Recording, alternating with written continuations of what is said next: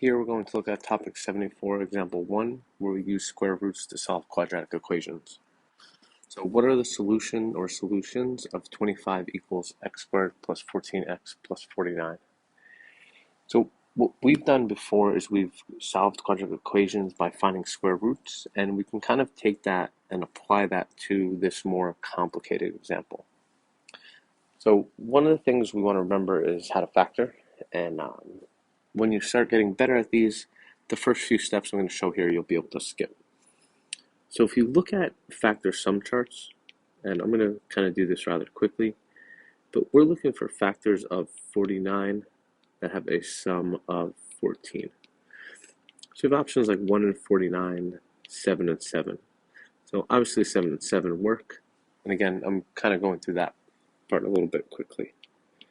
But what we would have if we factored the right side of this equation, we would get x plus 7 times x plus 7. And since it's the same binomial twice, we can rewrite that as x plus 7 squared.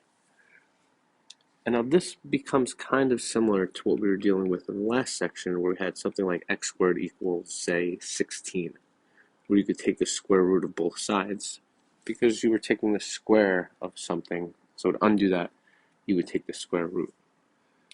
So we can apply that to this concept.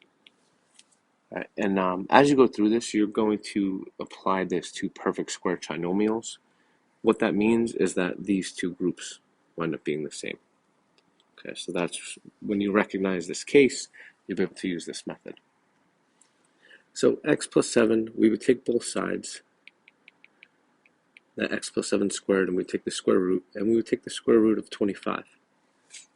So the square root of 25 would be, we'd have positive and negative 5, and then the square root cancels out the square, so we're left with x plus 7.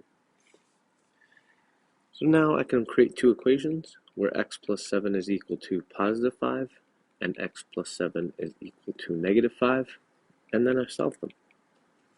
So x would be equal to negative 2, and over here x would be equal to negative 12.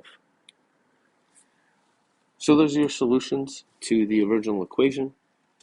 Again, this is going to apply to perfect square trinomials. As you practice, you'll start to see these, you'll start to recognize them pretty quickly. But they're things where you wind up getting the same group. So maybe like x minus 3 times x minus 3, and that can be rewritten as x minus 3 squared. Or things like x plus 5 times x plus 5, and that could be written as x plus 5 squared.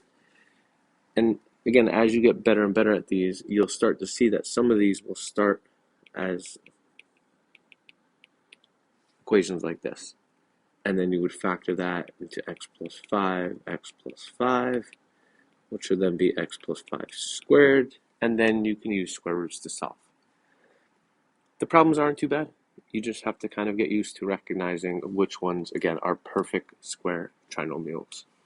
Let's get rid of this so we don't get confused. There you go. That's it for this one.